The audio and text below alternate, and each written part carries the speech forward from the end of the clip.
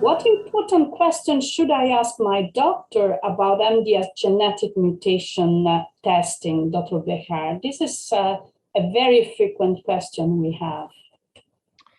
Yeah, the first question I would ask of a physician is whether or not mutation testing is available at their location. It's not necessarily the case that every physician who sees an MDS patient will order a genetic test or will have access to a genetic test. So it's important to understand if the physician you're seeing does have access to this approach, since it can be very important for helping diagnose and risk assess patients with MDS. The second question you could ask is, what kinds of mutations were identified on my genetic test? Were they mutations that are related to the disease? Occasionally, we'll find what we call variants or changes in the DNA that are unrelated to disease and can safely be ignored.